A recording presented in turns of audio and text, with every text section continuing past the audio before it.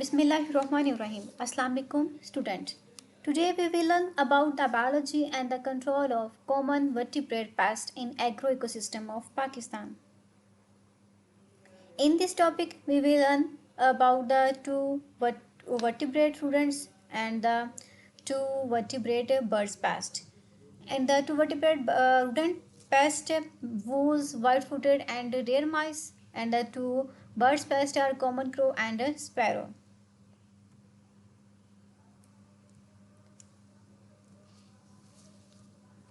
Here is the description of wolves. The common descriptions of wolves. The meadows wolves, also called meadow mice, field mice, belong the genus Microtus. Wolves are compact animals with stocky bodies, short length, short legs, and short tails. And their eyes are small, and their eyes are partially hidden, and a wool under fur is dense and covered with thick long guard hairs. जो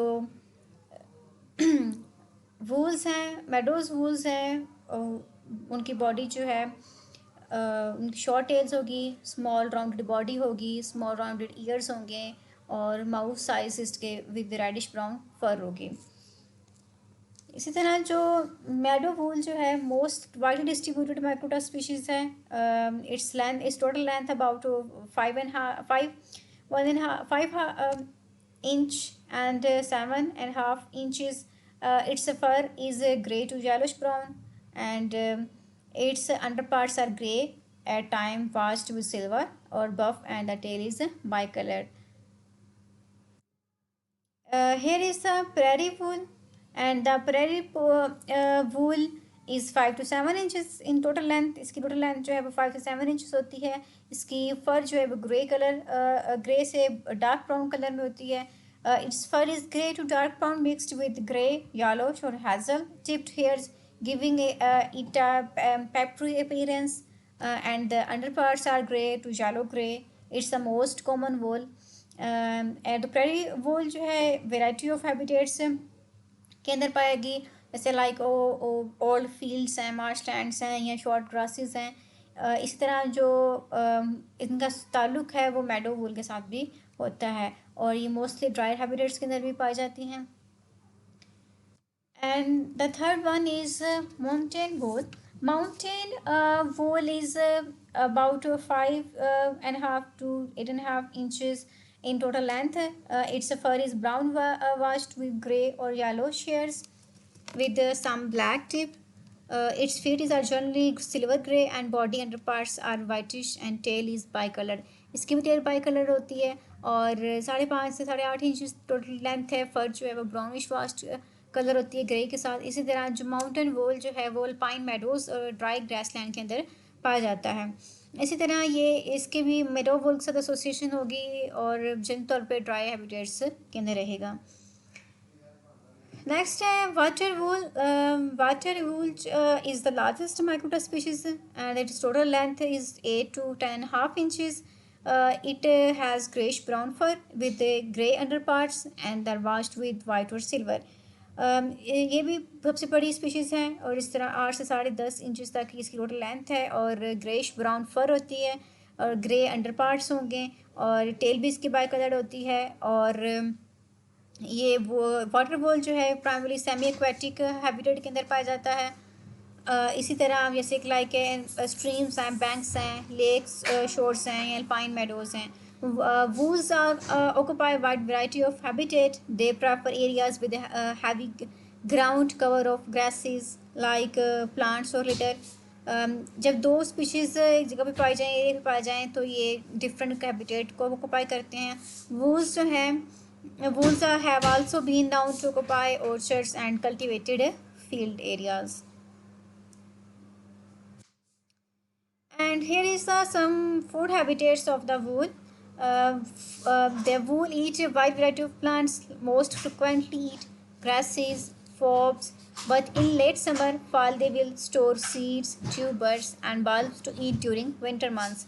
ये mostly frequently जो है ग्रासिस को, फॉप्स को ईट करता है, और summer के बिल्कुल एंड पर इसको, समर के बिल्कुल लास्ट पर या फाल के लास्ट पर इसको स्टोर करेगा, सीड्स को, ट्यूब्स को और या बल्ब्स को। फिर उस मंथ के विंटर के बिल्कुल विंटर मंथ्स के दौरान इसको ये ईट करेगा। और इस तरह जो वूल्स हैं वो स्नेल्स को भी, इंसेक्ट्स को भी और कैरियंस को भी ये ईट करते हैं। And here is a general biology of this pest, vertebrate pest. General biology of the voles are they are active day and night, year around. साल के करीब जाके ये दिन और रात दोनों में एक्टिव हो जाते हैं। They do not hibernate.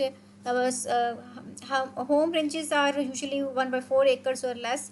However, their size may vary with season, population dynasty, habitat and food supply and other factors. कुछ फैक्टर्स होते हैं या फिर फूड सप्लाई की वजह से, या फिर पॉपुलेशन डायनेस्टी या हैबिटेट, इसके साइज और इसकी तादाद जो है वो पॉपुलेशन, सीजन और डायनेस्टी, हैबिटेट और फूड सप्लाई, यहाँ पे कुछ अदर दूसरे फैक्टर्स होते हैं जिसके ऊपर वो ये डिपेंड करती है। इसी तरह वूल्स जो है construct many tunnels and surfaces runway with numerous बरो एंट्रेंस।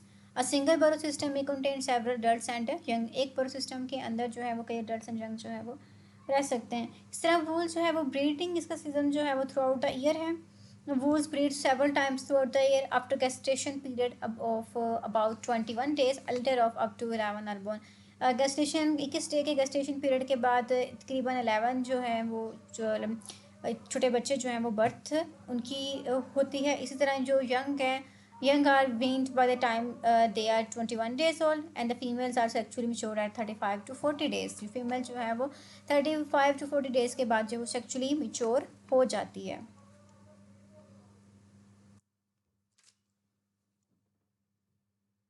इसी तरह अल्टरनेटिव मेथड्स हैं इसके कंट्रोल के लिए। Here is some alternative methods for the control of voles species. In the non-lethal, the alternative methods for the control are non-lethal and lethal. In the non-lethal, exclusions and cultural method, repellents and live traps are used. And then lethal, toxicant, fumigants, traps, shooting are used. Here is an exclusions. Exclusions, hardware cloth cylinders with mash size of 1/4 inches or less can be used around seedling and small trays. Hardware cloth cylinders इस्तेमाल किए जाते हैं जिनका size जो है वो 1/4 inches होता है, इससे भी कम हो सकता है। सीडलिंग के दौरान या स्मॉल ट्रेस के दौरान जो है इसको इस्तेमाल कर सकते हैं। और bury with the wire at least 6 inches to discourage the wools from digging under the cylinders. और इसी तरह जो है एटलीस्ट 6 इंचज़ का डिस्करेज करेगा। जो वायर जो है वो इस्तेमाल की जाएंगी 6 इंचज़ तक इसको ख़त्म निकालने के लिए, इसको रिमूव की ताब को रिमूव करने के लिए, डिगिंग के लिए। इस तरह सम कल्चरल मेथड्स हैं।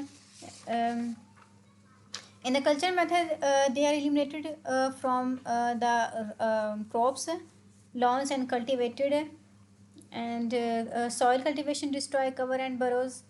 And here is the repellents. Repellents theorem may be useful for short term productions. Theorem जो है वो शॉर्ट प्रोडक्शन के शॉर्ट टर्म थोड़े से वक्त के लिए प्रोडक्शन देता है। इस तरह थ्योरम जो है वो कमर्शली अवेलेबल होता है फंगिसाइड के साथ। इसी तरह ये जब अप्लाई करते हैं प्लांट के ऊपर तो ये प्लांट को भी टेस्ट देता है, मतलब जब भी अप्लाई करेंगे तो ये टेस्ट इसका उसका चेंज कर देगा। थीरम जो रेपिलेंट्स हैं। इस तरह लाइव ट्रैप्स है, कुछ लाइव ट्रैप्स यूज़ किए जाते हैं उसी वक्त उसको कैप्चरिंग करने के लिए। At the next few slides you will see the some live traps. And in the lethal methods, we will discuss about the toxicants, fumigants, traps and the shootings. Here is the first toxicant. Intoxicant, we will discuss about the zinc phosphate and anticoagulants based beds. And the anticoagulant beds and the zinc phosphide. The zinc phosphide approximately 2% concentration is available in pellet and grain beds formulations. This toxicant can be produced at rate of 6 to ton per acre or placed in runway and बरो opening. इसको जब भी zinc phosphate की concentration लेते हैं वो 2% concentration होती है, और इसको जब भी लें पायलट के साथ और ग्रेन बेड के साथ ये अवेलेबल हो सकता है आपको। और टॉक्सिकेंट जो है ब्रॉडकास्ट है तकरीबन 6 to 10 एकड़ जो होगा, या फिर इसको जो बरो ओपनिंग है उसके ऊपर, इसके स्टार्टिंग के ऊपर उसको आप लगा सकते हैं। एंटीकोगुलेंट जो है जासू कैन ब्रॉडकास्ट, इसको भी आप बरो के पास लगा सकते हैं और इसको बेड कंटेनर्स के अंदर हम रख सकते हैं। These beds can be glued to the inside of water repellent paper tubes। ये बेड जो है इसको ग्लू किया जाता है वाटर रेपिलेंट पेपर ट्यूब्स के अंदर। इसी तरह फ्यूमिगेंट्स हैं। The fumigants are usually not effective for the control of voles. इसके कंट्रोल के लिए फ्यूमिगेंट्स जो हैं वो प्रैक्टिकल या इफेक्टिव नहीं है। And trapping system, some traps are used for the control of this vertebrate pest। The traps are only effective for the controlling small whole population। only थोड़े से population को control करने के लिए इसको इस्तेमाल हम कर सकते हैं। Mouse snap traps baited with peanut butter oatmeal mixture और एप्पल स्लाइसिस में भी इफेक्टिव। अब जब भी कोई बेटिंग ट्रैप्स इसने बनाना है तो इसके ऊपर आपने पीनट बटर का मिक्सचर ऐड कर दें या फिर एप्पल के स्लाइसिस उसके ऊपर लगा दें, तो जब भी वो वूल जो है अपने बरों से बाहर आएगा तो उसको वो ईट करने की कोशिश करेगा। जैसे वो उसको ईट करेगा तो वो उसका ये जो वायर्स होती हैं जो ट्रैप है उसके अंदर वो फंस जाएगा। जब फंसेगा तो वहाँ से उसकी डेथ के चांसेस खत्म हो जाएंगे, उसके रिमूवल के चांसेस ज़्यादा हो जाएंगे। And next is shooting. Shooting is not practical for the control of wool. Shooting को हम इसके लिए अप्लाई नहीं करते, शूट इसको हम नहीं करेंगे। And here is a video of wool trapping system. Using phosphate to deal with them. I don't like using poison, so I'm going to use traps. These voles are larger than a mouse, so I'm not going to use a snap trap designed for mice. I'm going to use one designed for rats. You can use any snap trap that you like. I prefer these Made to Catch brands. They've worked really well in the past for me on voles. To set it, I place a little peanut butter right on the pad, pull back the kill bar, and then latch it into place. What I like so much about these snap traps is they have a jagged edge. That helps hold them in place, and it's a powerful spring so they die very quickly. The vole will come out of this hole. Want to get that bait? Step on the trigger, and you got them. Now since there's so many holes, I'm going to use 3 traps, put them on the outside of each burrow. Now that the traps are all set, the last thing I'm going to do is cover these up with a tote. That will keep birds from getting caught and provide security for the voles to come out. Good morning, it's time to go check our vole traps. Now this is 2 days after we set them up. I checked yesterday, but we didn't have anything. Sometimes with this trapping method, you just have to give it time. We have our tote here. This morning there were deer in my yard, so I'm glad we covered them up and didn't catch deer on the nose. Let's flip it over and see if we got some voles. Hey, look, 1, 2 voles and then 1 trap that was not set, but there sure are a lot of ants on that one. Overall, this was really successful. 2 down and several hundred to go. You can see why I use a rat trap. These are not small animals. To release it, you lift up the kill bar, give it a little flip. Now I'm going to continue setting up the traps because it can work. It doesn't always work though, so if you're having trouble, move the traps around, try some different bait. And this is just one tool in your fight against the voles. In future videos, I'll show you other methods for getting these rodent pests. I'm posting between 4 and 5 rodent trap videos a week, so if you want to see how to catch mice, rats, squirrels, chipmunks, moles, voles, and gophers, stay tuned. ये सभी जो है वो गोफर्स के लिए भी इस्तेमाल किए जा सकते हैं। Here is the lethal control.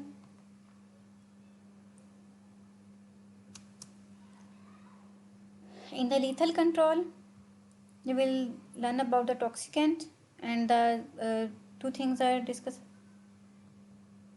anticoagulant and zinc phosphate. And here is the white-footed deer mice. The white-footed deer mice is nearly identical in appearance. तकरीबन identical होते हैं. Identification on the basis of habitat. इसकी identification जो भी होगी तो वो habitat की base पे की जाती है. The head and body of the mouse are 3 to 7 inches in length. Head जो है वो 3 to 7 inches in length होता है. Large eyes होती हैं, large ears होते हैं. इसी तरह ब्राउन फर होगी टॉप के ऊपर और वाइट अंडरपाथ होगी, अंडर बनीथ होगी. इस तरह जो होंगे लॉन्ग बाई कलर टेल होगी, dark on the top and the white on the below. Adult weight average between 0.5 to and 3 ounces. The fur is usually soft and full with coloration, varying with habitat.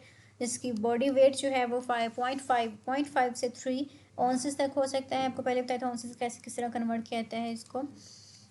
जो फर जो होगी वो soft होगी और full colouration होगी. और जैसे for example litter pelage is found in arid desert habitat, which grayish is in cool wood habitat. The ears are large relative to the rest of the body, are covered with fine ears. Here is the diagram of the deer mouse and the white-footed deer mouse, which are most similar. And deer mice, white-footed mice are found in variety of habitats. बहुत सारे habitats के अंदर पाया जाता है. deer mice जो है वो widely distributed होता है, but does not regularly occur in moist places. but लेकिन moist places के अंदर regularly नहीं पाया जाता. white-footed mouse जो है मौजूद होगा लार्ज रीजन के अंदर, लेकिन ये डीप वुडलैंड और बशेस एरियाज के अंदर मौजूद होता है. The food habitat of the white-footed deer mice, the diet of the white-footed and deer mice includes seeds, nuts, berries, fruits, insect and other small invertebrates and carrions. ये fruits को, berries को, nuts को, seeds को ये ईट करेगा और small invertebrates को भी ये खा सकता है. इसी तरह कुछ जनरल बायोलॉजी है. General biology, the deer mice are largely nocturnal and active throughout the year. ये नक्टर्नल होते हैं, थ्रू आउट पूरा साल एक्टिव रहते हैं. but they do experience periods of torpors involving a reduction in food temperature for several hours. इसी तरह इनका जो ब्रीडिंग सिस्टम होता है वो थ्रू आउट द ईयर होता है, बट मोस्ट कॉमन जो होता है वो मार्च से थ्रू अक्टूबर तक होता है. And it's gestation period about 21 to 27 days and they produce 3 to 4 litters per year. हर साल में gestation period जो है वो 21 से 22 दिन का होता है और ये प्रोड्यूस करते हैं 4 litters per year.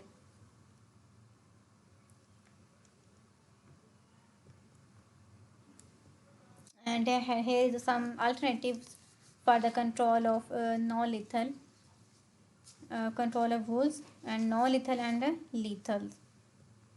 In the non-lethal exclusion culture method, frightening, repellent, slide traps are also used for capture the white-footed deer mice.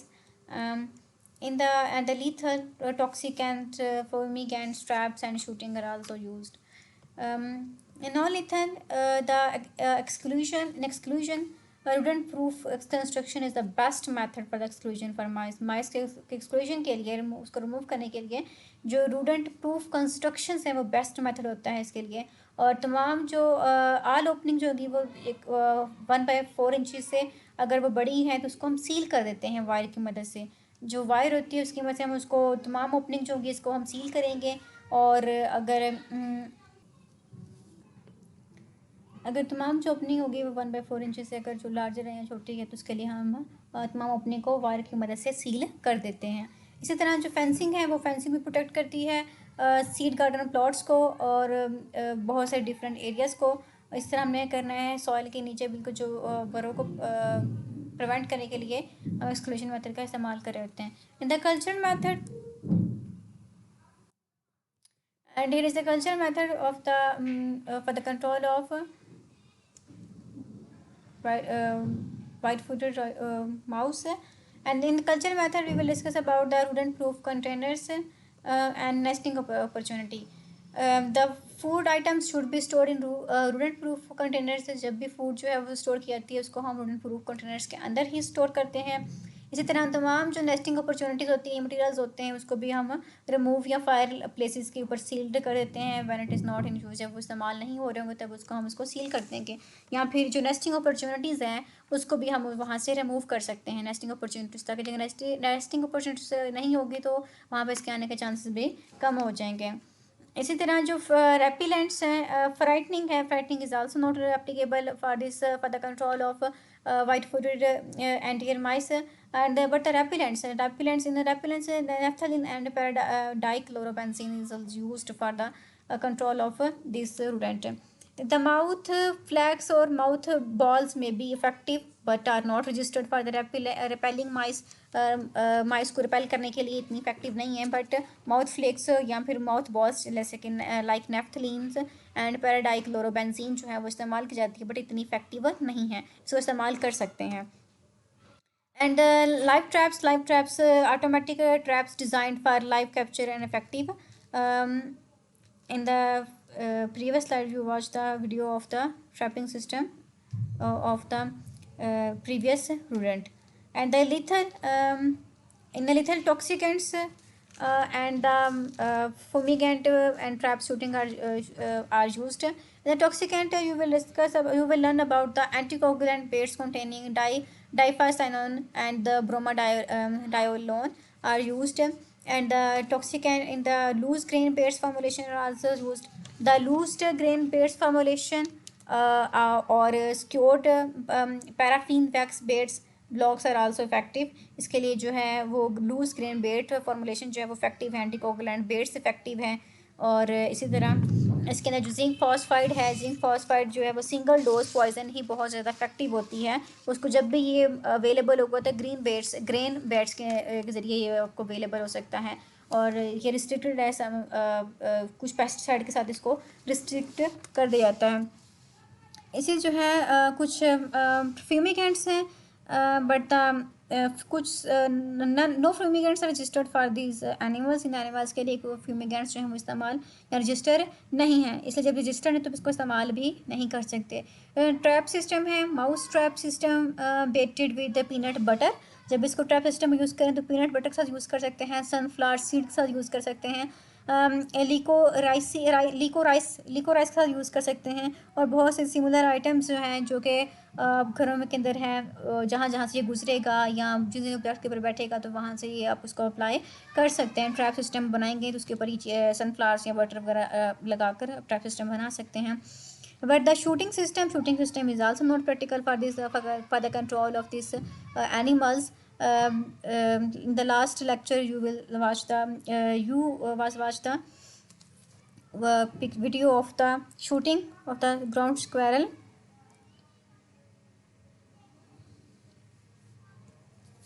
And here is the crow. Crow is a vertebrate bird pest. As you can see in this diagram, crow is very common in everywhere, and in houses and buildings.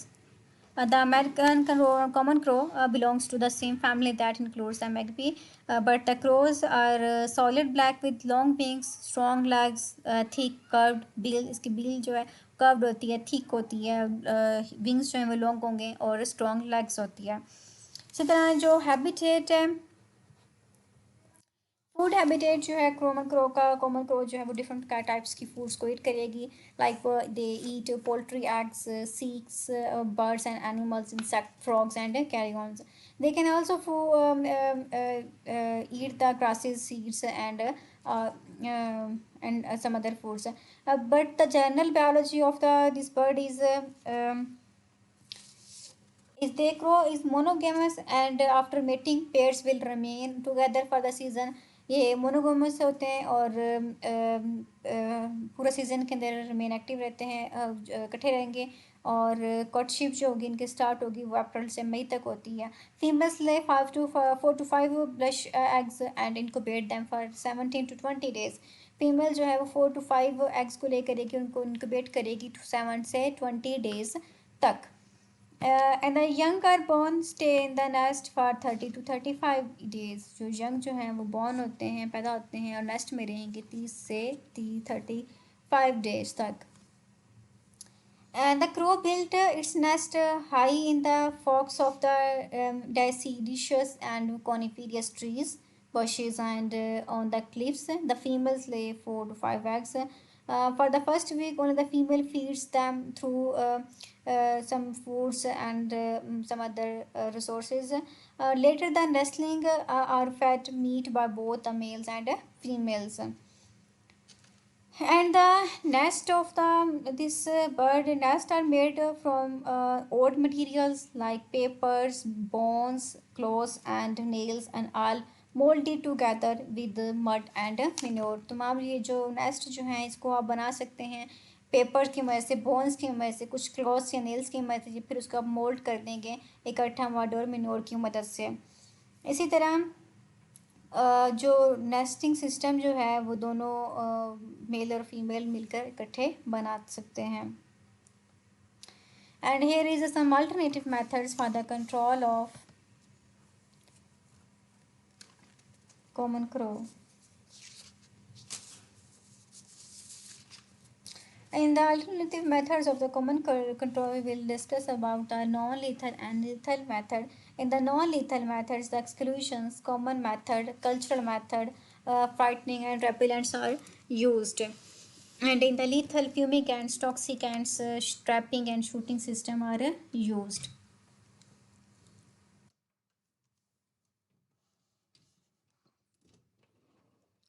In the non-lethal, non-lethal, the exclusion is generally is not practical for the most crow problems. Crow problem के लिए इतना practical नहीं है. Netting can be used to exclude crows from high values crops or small areas. high value crops में या small areas में के अंदर जो है आप नेटिंग सिस्टम जो है उसको इस्तेमाल कर सकते हैं. नेटिंग सिस्टम के थ्रू इसकी तादाद को वहाँ से हम ख़त्म कर सकते हैं. इसके अलावा production of ripening corn in gardeners can be accomplished by covering each ear with the paper cup and sack after the silk has turn brown. जब सिल्क ब्राउन में कन्वर्ट हो जाए तो उसको आप कवर कर सकते हैं पेपर कप की मदद से या फिर कुछ दूसरे चीज़ों की मदद से. And here is the cultural method.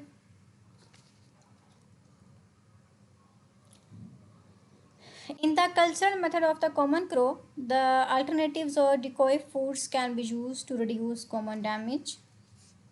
And for example, whole corn, preferably softened by water, scattered through a field, may protect newly planted corn seedling. जो अल्टरनेटिव मेथड्स हैं डिके फूड्स जो है उसको हम इस्तेमाल करते हैं क्रो डैमेज को रिड्यूस करने के लिए. जैसे कि आपने प्रेफर करेंगे सॉफ्टन, उसको सॉफ्ट करने के लिए कौन प्रेफरली कहते हैं सॉफ्टन बाय वाटर, पानी की वजह से सॉफ्ट वगैरह करेंगे, उसको स्कैटर कर देंगे पूरे फील्ड के अंदर ताकि जो न्यूली प्लांटेड या कॉर्न सीडलिंग अपने लगाई हुई उसको हम प्रोटेक्ट कर सकें. मतलब ये कि जो कॉर्न जो है उसको अपने प्रेफर किया, उसको अपने नरम कर दिया इस पानी की वजह से, उसके ऊपर पूरे जितने भी फील्ड है जहाँ पे अपने जो न्यू प्लांट्स हैं कॉर्न सीडलिंग जो है वो आप लगा रहे हैं उसको स्कैटर कर देंगे. जब भी वो इसको खाएगा तो उसकी मदद से ये कल्चर मेथड जो है वो इफेक्टिव है इसको रिमूव करने के लिए. And here is the frightening is also effective in dispersing crows from roost and crops. Frightening devices include recorded and in the frightening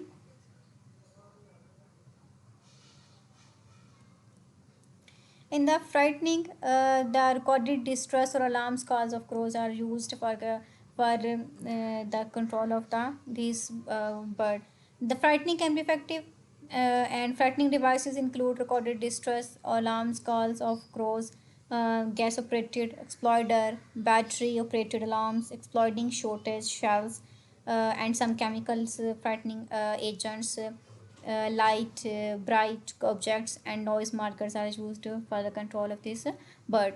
And varying the location, intensity and types of SCAR devices improve their effectiveness. अगर location जो है वो very कर रही है, intensity या फिर बहुत से डिवाइसेस जो हैं वो इसकी इफेक्टिवनेस में मदद देंगी. Shotguns where permitted may improve the effectiveness of SCAR devices. Shotguns जो हैं वो भी शूटगन्स जो हैं वो इस्तेमाल की जाती हैं इसको रिमूव करने के लिए ताकि आवाज़ उसकी शूटगन्स की आवाज़ से ये डर के भाग जाएं. शूटगन्स मोस्टली बर्ड्स के लिए ही इस्तेमाल किया जाता है. And Avitrol is registered as a lethal, but it is effective for this control of a bird. Is a lethal chemical frightening agent and is available in whole corn bait. Avitrol works by poisoning one or several birds. Avitrol जो है वो works करते हैं poisoning की वजह से several bird. इस birds के ऊपर भी यहाँ पर बहुत सारे बर्ड्स हैं जिनको कंट्रोल करने के लिए हम एविट्रॉल जो है उसका इस्तेमाल करते हैं. The affected birds can then send out distress calls and behave erratically, scaring away their other birds. इस जो अफेक्टेड बर्ड्स जो हैं जो अफेक्ट कर रहे होते हैं उसको फिर सेंड आउट कर देते हैं डिस्ट्रेस कॉल्स की मदद से। जब भी कोई आप अलार्म बजाएंगे तो वो आवाज़ की वो सुनेगा, उसकी वजह से वो वहाँ से उठ जाएगा परिंदा।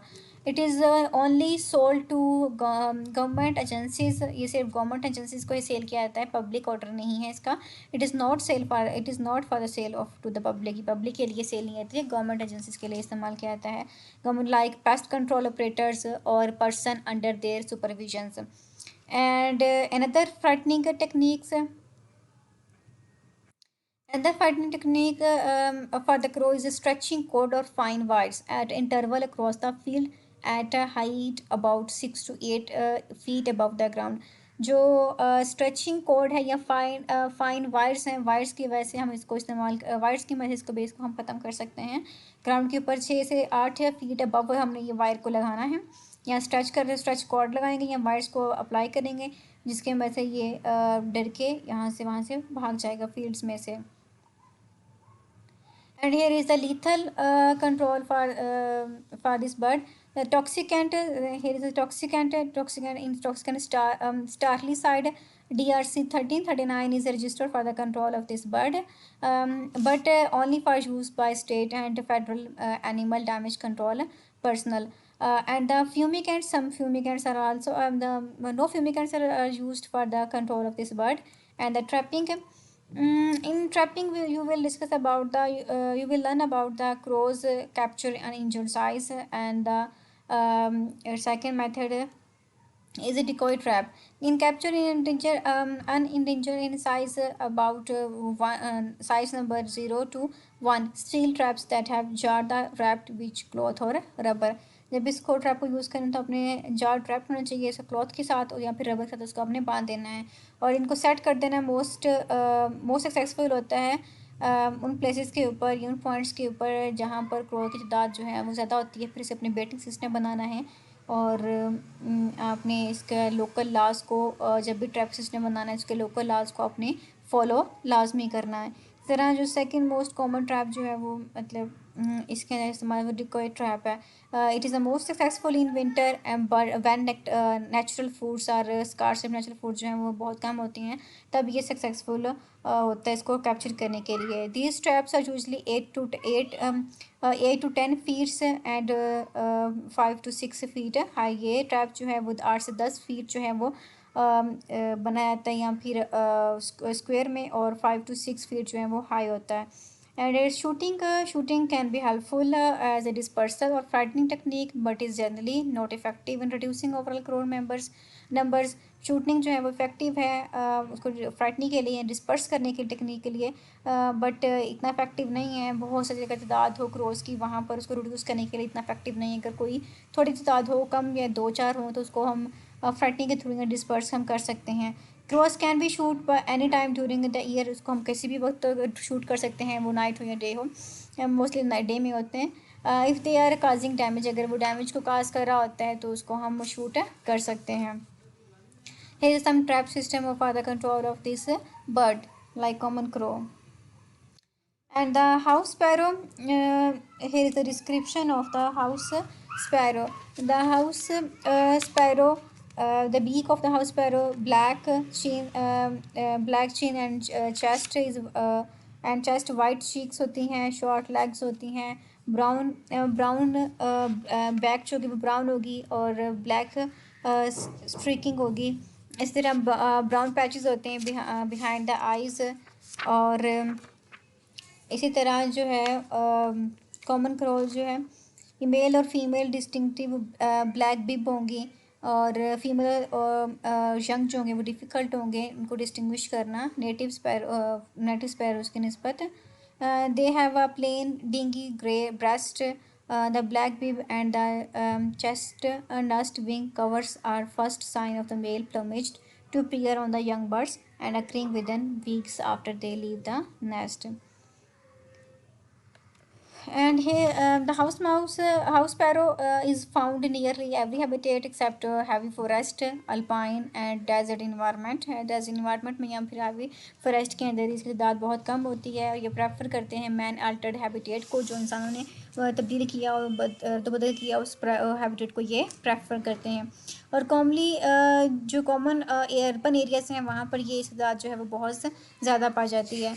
And here is some food habitat of the crop of the common sparrow.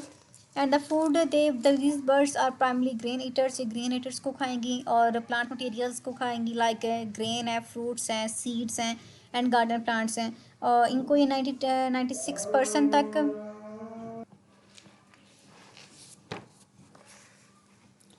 the plant materials, grain, fruits, seeds and garden make up 96% of the adult diet. The remainder is animal food. Feeding habitat of nestling are almost reserved in the day. Eat 68% animal matter and only 32% plant materials. तकरीबन ये 68% जो होंगे वो animal matters को खाते हैं, 32% जो हैं वो प्लांट मटेरियल्स को खाते हैं, और 96% जो है वो अडल्ट की वो जो फीड है वो ग्रेन्स हैं, fruits and seeds and garden plants हैं। 96% ये हैं, 68% जो है वो एनिमल मैटर हैं और 32% जो हैं वो प्लांट मटेरियल्स हैं।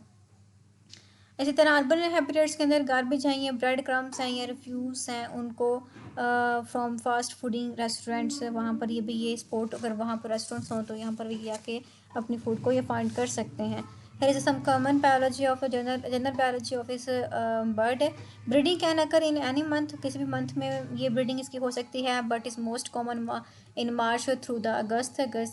कॉमन जो है वो मार्च से अगस्त तक होती है। दोनों सेक्सेस जो हैं वो फीड कर सकते हैं, टेक केयर कर सकते हैं यंग वन की, और फीमेल जो है वो does most of the breeding, ज़्यादा ब्रीडिंग जो है वो फीमेल देगी। इस तरह ये 7 एग्स जो है वो ले करेगी और इनको वेट करेगी 10 to 14 डेज़ तक, और नेस्ट के अंदर ही वो जो है लिटर जो है वो 15 डेज़ तक रहेगा और वहाँ तक वो उसको फीड करेगा, और आफ्टर 2 वीक्स तब भी ये फीड कर सकता है।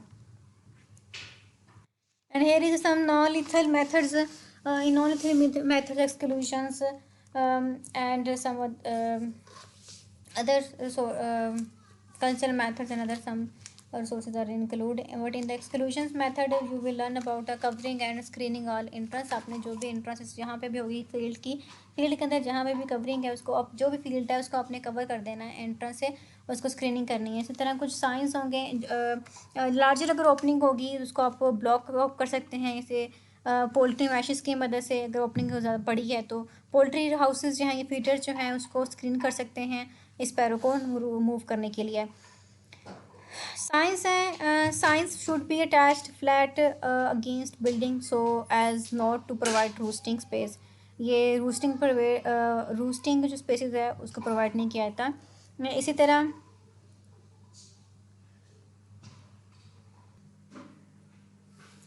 Signs should be attached at flat against building so as not to provide roosting space.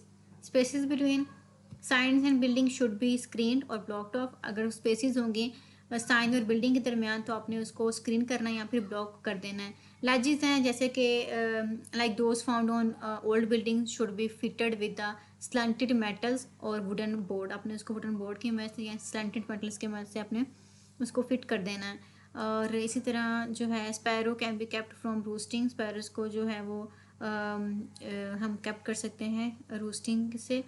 And then netting system में नेटिंग सिस्टम बनाया जाता है इसके लिए, इसको कैप्चर करने के लिए। जैसे घरों में भी कर सकते हैं, हम नेट बना सकते हैं इसको कैप्चर करने के लिए। एक वायर का या एक रस्सी का इस्तेमाल कर सकते हैं उसको, या फिर सिंपल जो है वो नेटिंग बना सकते हैं।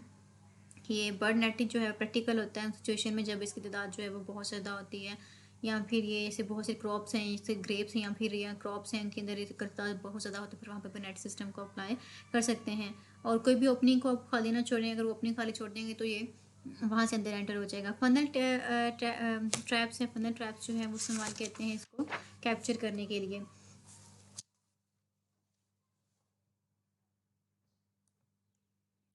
It is non-lethal